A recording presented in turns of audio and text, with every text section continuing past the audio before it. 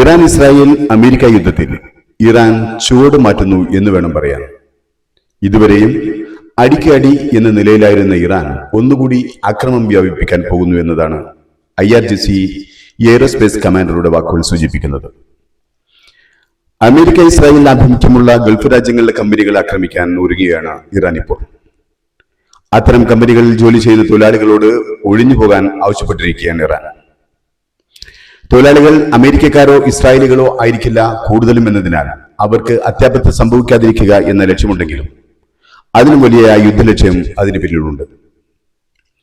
തൊഴിലാളികൾ കൂട്ടത്തോടെ കമ്പനികളിൽ നിന്നും വിട്ടുനിൽക്കുമ്പോൾ കമ്പനികൾ അടച്ചുപൂട്ടേണ്ടി വരികയും അത് കമ്പനികളെ സാമ്പത്തികമായി തകർക്കുകയും ചെയ്യും.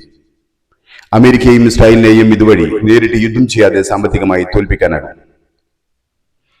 അതേസമയം ഇറാന്റെ ആണവ നിലയങ്ങളെയോ പവർ പ്ലാന്റുകളെയോ 10 ദിവസം കൂടി ആക്രമിക്കില്ലെന്ന് ട്രംപ് പറഞ്ഞു തരും മുമ്പേ ഇസ്രായേൽ ഇറാന്റെ 2 സിവിലിയൻ ന്യൂക്ലിയർ പ്ലാന്റുകളും സ്റ്റീൽ ഫാക്ടറികളും ആക്രമിച്ചു.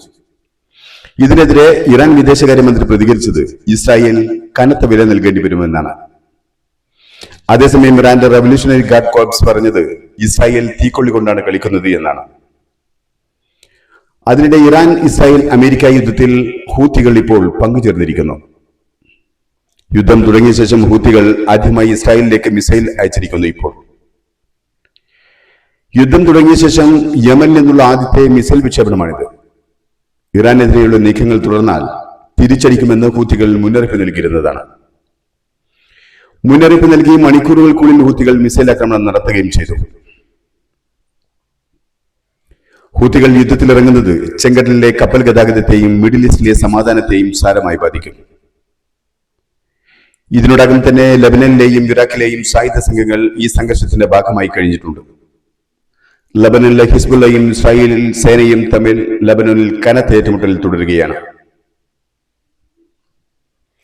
ഇസ്രായേൽ ഇറാന്റെ അണവ നിലയങ്ങളിലും സ്റ്റീൽ ഫാക്ടറിയിലും നടത്തിയ ആക്രമണത്തിന്റെ തിരിച്ചടി എന്ന നിലയിൽ സൗദിയിലും UAE-യിലും ഇസ്രായേലിലും ഇറാൻ ശക്തമായ ആക്രമണം നടത്തിയിരിക്കുന്നു. സൗദി അറേബ്യയിലെ സൈനിക താവളത്തിന് നേരെ ഇറാൻ നടത്തിയ ആക്രമണത്തിൽ കുറഞ്ഞത് 12 അമേരിക്കൻ സൈനികർക്ക് പരിക്കുപറ്റിയിരിക്കുന്നു. ഇതിൽ 2 പേരുടെ നില ഗുരുതരമാണെന്നും വെള്ളിയാഴ്ച US മാധ്യമങ്ങൾ റിപ്പോർട്ട് ചെയ്തിരിക്കുന്നു. തങ്ങൾക്കെതിരെയുള്ള അമേരിക്കൻ ആക്രമണങ്ങൾക്ക് താവളമൊരുക്കുന്ന ഗൾഫ് രാജ്യങ്ങൾക്കെതിരെ ഇറാൻ തിരിച്ചടി ശക്തമാക്കിയിരിക്കുകയാണ്. സൗദിയിലെ പ്രിൻസ് സുൽത്താൻ എയർബേസിന് നേരെ നടന്ന ആക്രമണത്തിൽ കുറഞ്ഞത് ഒരു മിസൈലും നിരവധി ഡ്രോണുകളും ഉൾപ്പെട്ടിരുന്നതായി അജ്ഞാത ഉദ്യോഗസ്ഥരെ ഉദ്ധരിച്ച് ന്യൂയോർക്ക് ടൈംസും വാൾ സ്ട്രീറ്റ് ജേർണലും റിപ്പോർട്ട് ചെയ്തിട്ടുണ്ട്. ആക്രമണം നടക്കുമ്പോൾ സൈനികർ താവളത്തിനുള്ളിലെ ഒരു കെട്ടിടത്തിലായിരുന്നുവെന്ന് ദി ജേർണൽ റിപ്പോർട്ട് ചെയ്യുന്നു. ആക്രമണത്തിൽ ആകാശത്ത് വെച്ച് ഇന്ധനം നിറക്കുന്ന നിരവധി വിമാനങ്ങൾക്കും നാശനഷ്ടങ്ങൾ സംഭവിച്ചതായാണ് വിവരം. ഇസ്രായേലിൽ ഇറാൻ വെള്ളിയാഴ്ച നടത്തിയ മിസൈൽ ആക്രമണത്തിൽ ടെൽ-അവീവിൽ ഒരാൾ കൊല്ലപ്പെടുകയും 2 പേർക്ക് ഗുരുതരമായി പരിക്കുവൽക്കുകയും ചെയ്തു. കൂടാതെ തെക്കൻ ഇസ്രായേൽ നഗരമായ ഖുസൈഫയിൽ മിസൈൽ അവശിഷ്ടങ്ങൾ പതിച്ച് 37ഉം 21ഉം വയസ്സുള്ള 2 പേർക്ക് പരിക്കുപറ്റിയതായും MDA അറിയിച്ചു. ഇതിനു പുറമെ ഒരു പാർപ്പിട സമുച്ചയത്തിൽ ക്ലസ്റ്റർ ബോംബ് പതിച്ച് പാർപ്പിട സമുച്ചയം തകർന്നതായും റിപ്പോർട്ടുണ്ട്. അബുദാബിയിലെ ഖലീഫ ഇക്കണോമിക് സോണിന് സമീപമുണ്ടായ മിസൈൽ ആക്രമണത്തിൽ അബുദാബിയിൽ കനത്ത നാശനഷ്ടങ്ങൾ ഉണ്ടായതായി റിപ്പോർട്ടുകൾ പുറത്തുവരുന്നു. ഇറാന്റെ ബാലിസ്റ്റിക് മിസൈൽ ആകാശത്ത് വെച്ച് തകർത്തതിനെ തുടർന്ന് അതിന്റെ അവശിഷ്ടങ്ങൾ പതിച്ച് അബുദാബിയിലെ ഖലീഫ ഇക്കണോമിക് സോൺസിന് സമീപം 2 സ്ഥലങ്ങളിൽ തീപിടുത്തമുണ്ടായതായി അധികൃതർ ശനിയാഴ്ച പുലർച്ചെ അറിയിച്ചിരുന്നു. ഈ സംഭവത്തിൽ ഇന്ത്യക്കാരായ 5 പേർക്ക് പരിക്കേറ്റതായും റിപ്പോർട്ടുകളുണ്ട്. പരിക്കുകൾ സാരമുള്ളതല്ലെന്നാണ് വിവരം. അമേരിക്കയും ഇസ്രായേലും ഇറാനും തമ്മിലുള്ള യുദ്ധത്തിലേക്ക് UAE വലിച്ചിഴക്കപ്പെട്ടതോടെ ടെഹ്റാനോട് കർശനമായ നിലപാടാണ് യുണൈറ്റഡ് അറബ് എമിറേറ്റ്സ് ഇപ്പോൾ സ്വീകരിക്കുന്നത്. വെറുമൊരു വെടിനിർത്തൽ കൊണ്ട് മാത്രം പ്രശ്നം പരിഹരിക്കപ്പെടില്ലെന്ന് വാഷിംഗ്ടണിലെ UAE അംബാസഡർ യൂസഫ് അൽ ഒച്ചൈബ പറഞ്ഞു.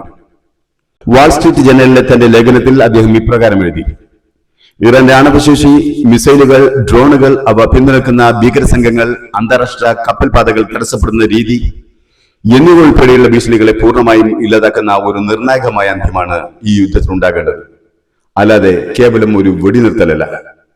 ഗൾഫ് രാജ്യങ്ങൾ ഇപ്പോഴും അമേരിക്കയെ ആലിംഗനം ചെയ്യുന്നത് തുടരുകയാണ്. തങ്ങൾക്കൊരാവശ്യവുമില്ലാത്ത യുദ്ധം അമേരിക്ക അടിച്ചേൽപ്പിച്ചിട്ടും ആ അമേരിക്കയോട് യുദ്ധം നിർത്തിപ്പോകാൻ ആവശ്യപ്പെടുന്നതിന് പകരം അമേരിക്കയോട് അമിതമായ വിധേയത്വം കാണിക്കുകയാണ് ഗൾഫ് രാജ്യങ്ങൾ ഇപ്പോഴും. ഇറാൻ ഇനി നഷ്ടപ്പെടാൻ ഒന്നുമില്ല. നശിപ്പിക്കാനാണെങ്കിൽ ചുറ്റുപാടും ഒരുപാടുണ്ട് താനും. ഗൾഫ് നാടുകൾ നശിക്കുമ്പോൾ അതിന്റെ കൂടെ നശിക്കുക ആ രാജ്യങ്ങളെ ആശ്രയിക്കുന്ന നൂറുകണക്കിന് രാജ്യങ്ങളാണ്.